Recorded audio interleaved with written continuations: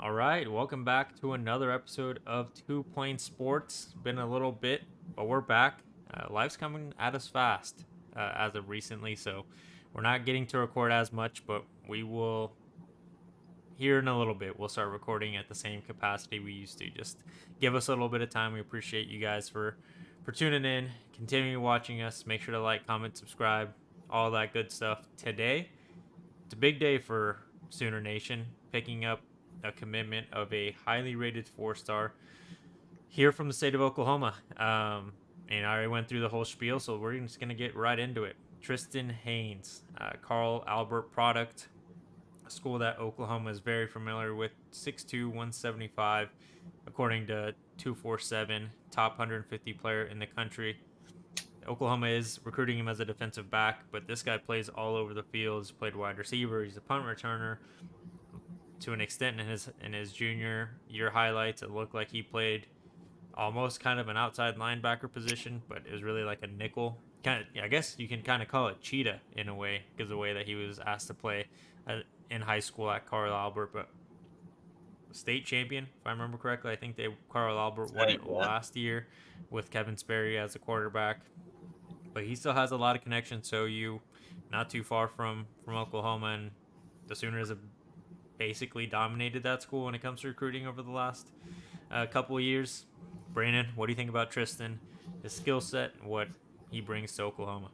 Super excited. I mean, the kid can do it all. You're talking about. If you watch his tape too, it's exciting. He's a 1,000-yard receiver and he had 12 touchdowns on only 45 catches. So he's really doing a lot there with only 45 catches. He had like 50 tackles, 3 interceptions, 3 forced fumbles. You mentioned the punt returner. He has a 91-yard punt return touchdown. Like the dude can do every single thing on the football field. Whenever we were doing our pre-record and we were talking about him, he reminded me a little bit of Jaden Rowe.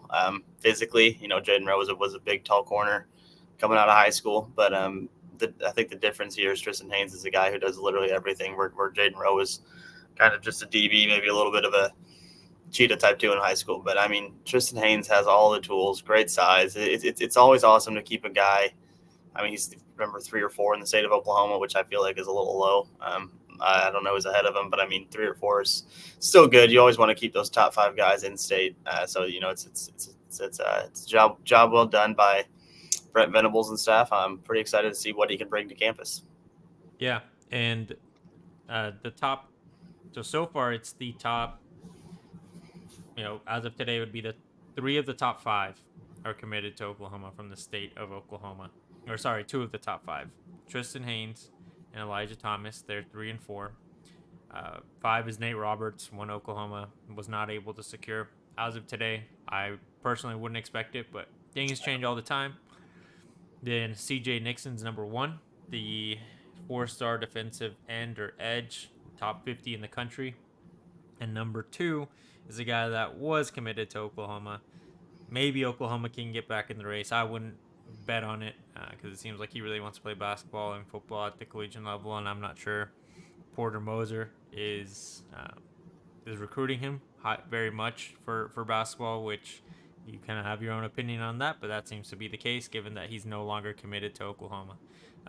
For Trystan, though, I agree. He has all the physical capabilities you need out of a corner. Super fast, long, and kind of the prototype when you look at him as at his stature and his physical abilities. That room is getting deeper and deeper every single year. That's one position where Oklahoma hasn't really dropped off, and how much they're recruiting and the talent that they're recruiting is getting better and better every year. I mean, you look at the defensive backs this year, and we'll have an episode here in the near future talking about who we think is going to start at every position. But just to looking at the defensive backs, you have Woody Washington returning, Gentry Williams returning. You would assume they'd be 1 and 2. Makari Vickers and Jacoby Johnson are there from the 2023 class. Unfortunately, we lost Josiah Wagner, but I think it's because you have the depth. I mean, you also have Kendall Dolby, Des Malone, guys with Dolby returning, but Des with a lot of collegiate experience playing at San Diego State. Then you have your new guys in Jaden Hardy, who is a safety, and then who's the corner that we Jeremiah Newcomb. Jeremiah Newcomb. Thank you for reminding me. And he's very talented. A guy that's kind of not really talked about because he was somehow, even though he was the first commit of that class, not talked about as highly or as much really. But he's I someone think that, that's I think that's the reason. Being yeah, being the first commit, people forget about you. yeah. But yeah, there's so much talent there that it's gonna be tough. But this kid has the ability to get up there. Yeah, I mean, and he can plug and play anywhere. It's the thing about the guy with the versatility that he possesses. If you're banged up somewhere, I mean, just from his high school tape, like he can. I think he can slide anywhere on the field. I think the only thing I haven't seen him really playing much of is safety. But I mean, anywhere along the boundary. I mean, whether he's outside or in the slot, I think he can hold it down. You mentioned him playing cheetah too. Like I think anything, and I'm sure he could play safety. I just haven't seen it yet. I'm sure if we got some Carl Albert fans in here, that he's probably played some safety a little bit. But I think you feel really comfortable sliding him in anywhere along that secondary, which is going to really benefit him. Well, he's got the size to match up against these big, lengthy receivers that we should be seeing in the SEC. There's a lot that you can do with him here. And if he's not seeing the field as a DB, he can always slide back there and return some punts or kicks. Maybe I think this kid's going to have a lot of opportunity to crack the field, just because of what he brings to the table here. Yep. And with his addition, Oklahoma now sits at 15 commits in the 2025 class. They're picking him up fast. In the last three recruiting cycles, excuse me, we've talked about how going into May, late May even, Oklahoma doesn't have very many commitments. You have maybe a handful. I think last year we entered the summer with like four, if I remember right.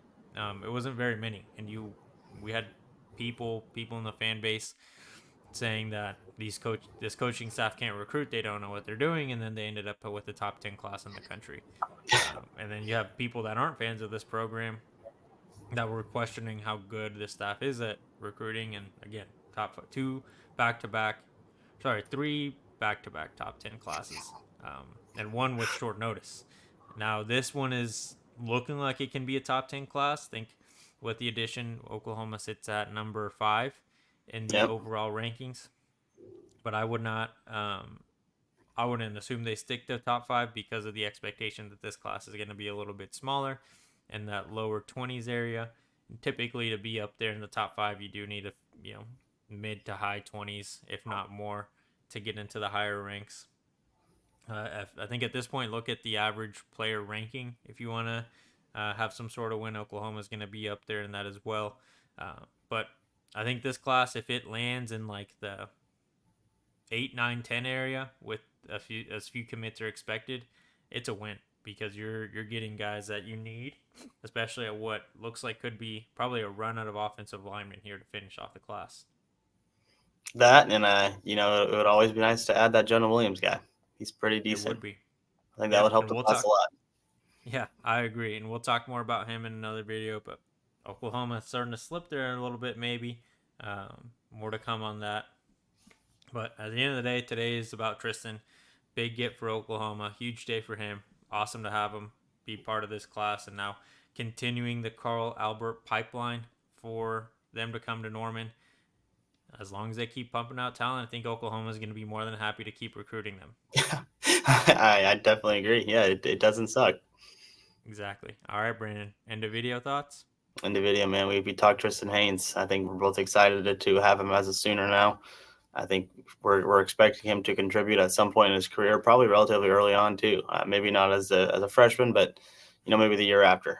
We'll see. He's got a lot that he can bring to the table. So, what do you guys think of Trystan Haynes? How excited are you? Where do you see him sliding into this defense and when? All right. Let us know what you think.